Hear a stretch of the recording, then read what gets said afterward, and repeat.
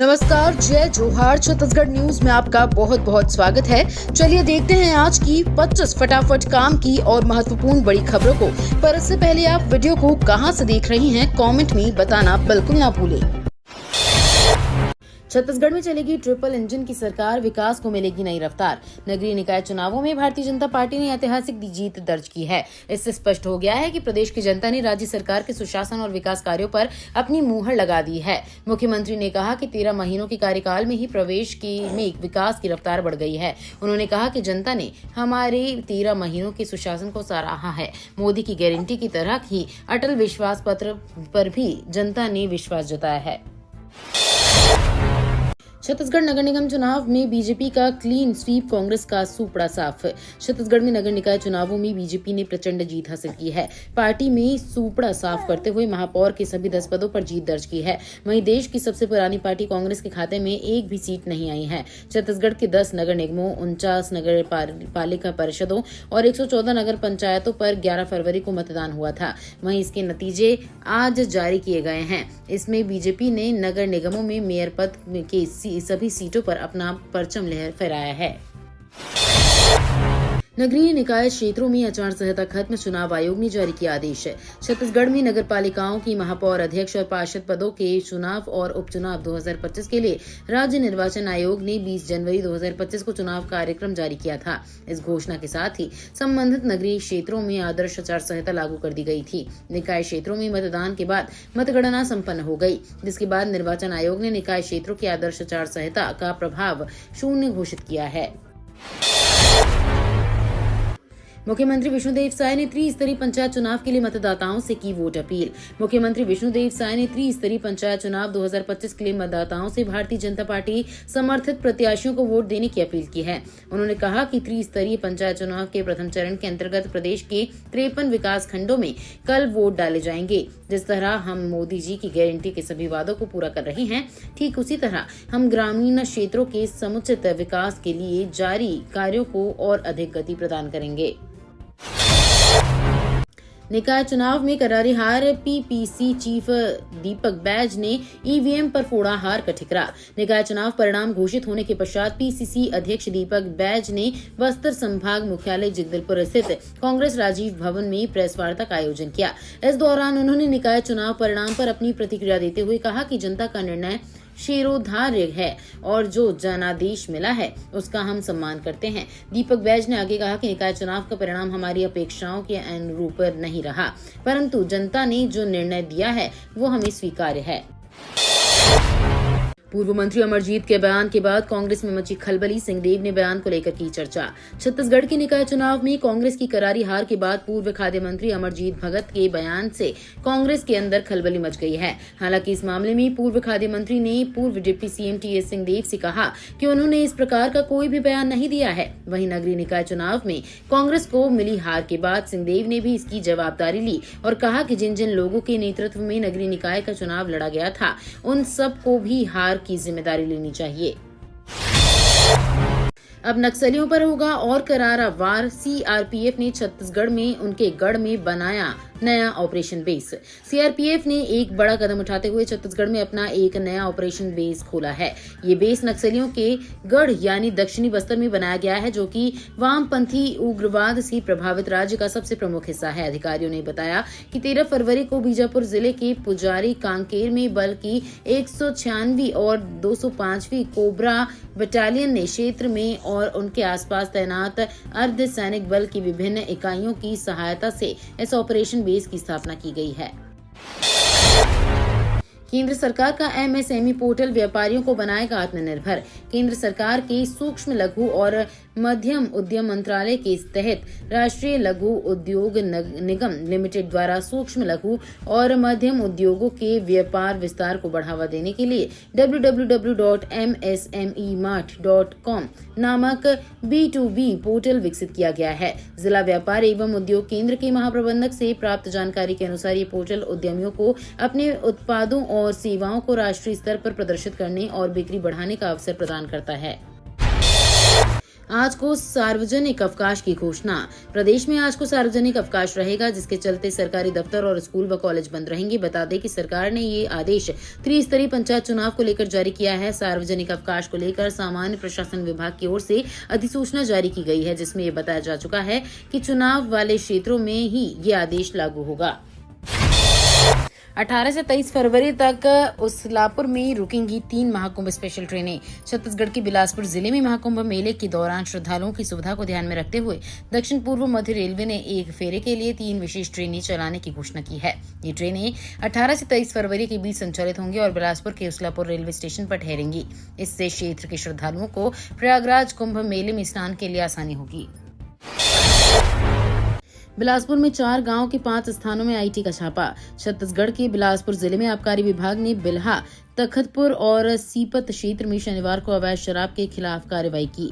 इस दौरान ग्राम डडहा, उमरिया, सागर और टेकर में कुल 5 छापे मारे गए, जिसमें 92.92 लीटर अवैध शराब, 85 लीटर महुआ शराब, 7.92 लीटर देशी मदिरा और 460 किलोग्राम महुआ लहान जब्त किया गया।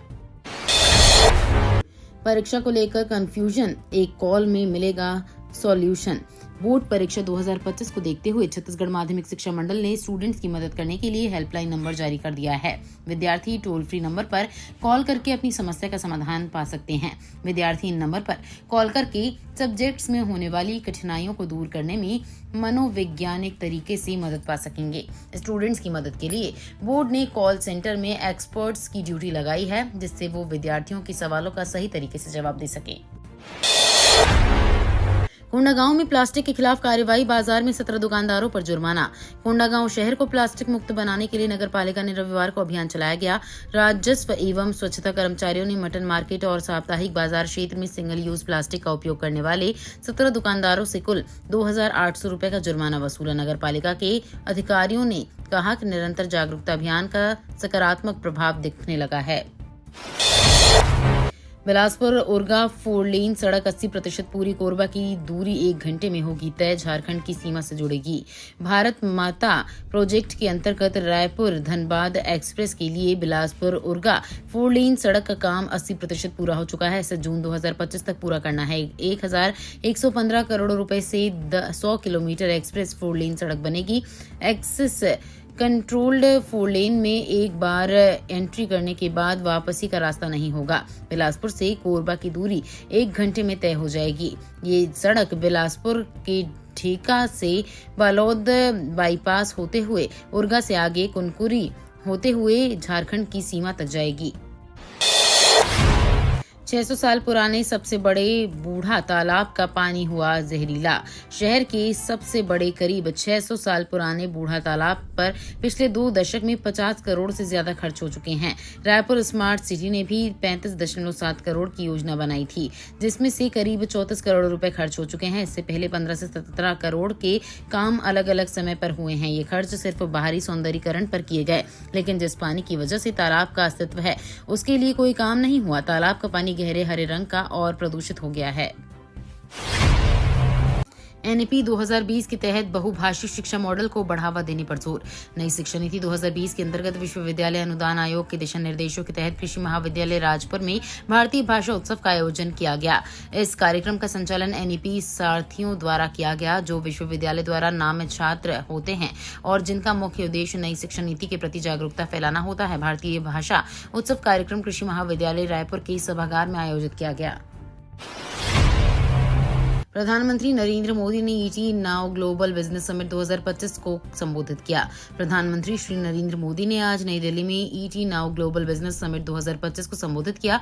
इस मौके पर उन्होंने कहा कि ईटी नाउ समिट के पिछले संस्करण में उन्होंने बड़ी विनम्रता से कहा था कि भारत अपने तीसरे कार्यकाल में नई गति से काम करेगा। उन्होंने इस बात पर संतोष व्यक्त किया कि ये गति अब स्पष्ट है और इसे देश से समर्थन मिल रहा है।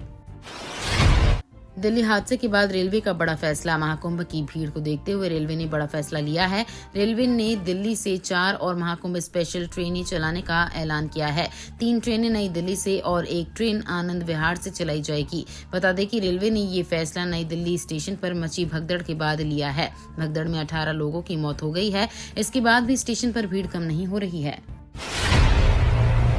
छत्तीसगढ़ में गन्ना किसानों को 44.99 करोड़ रुपए का भुगतान, 2.72 लाख मीट्रिक टन गन्ने की पेराई। राज्य शासन के निर्देश अनुसार भूरमदेव सहकारी शक्कर कारखाना मर्यादित कवर्धा ने पेराई सत्र 2024 से 25 के अंतर्गत अब तक गन्ना किसानों को कुल 44 करोड़ 99 लाख रुपए का भुगतान किया है।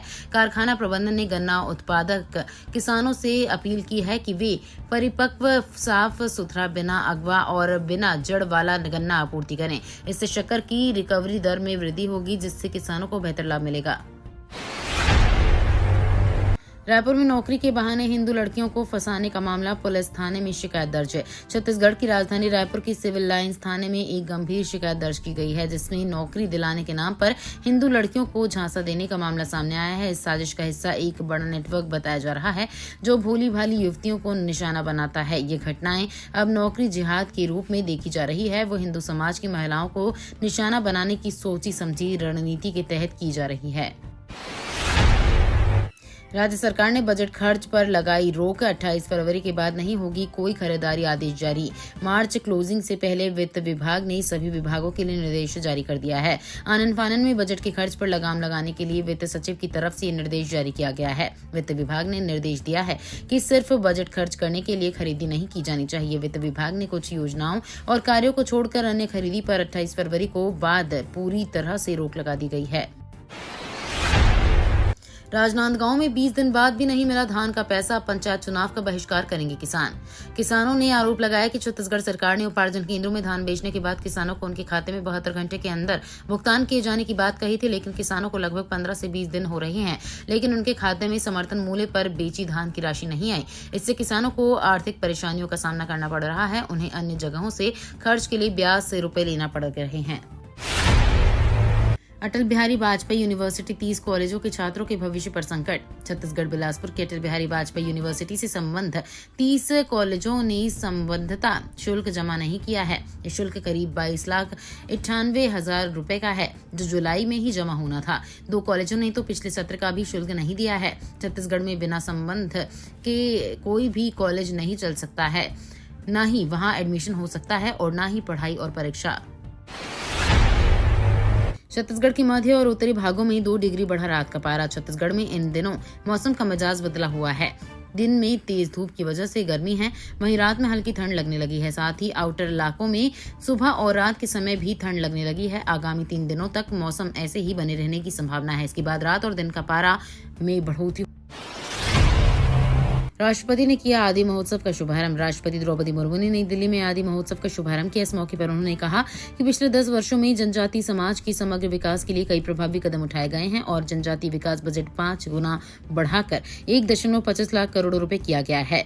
मुर्मू ने कहा कि जनजातीय समाज के विकास पर खास ध्यान देने के पीछे का विचार ये है कि जब आदिवासी समाज आगे बढ़ेगा तभी हमारा देश भी सही मायनों में प्रगति करेगा।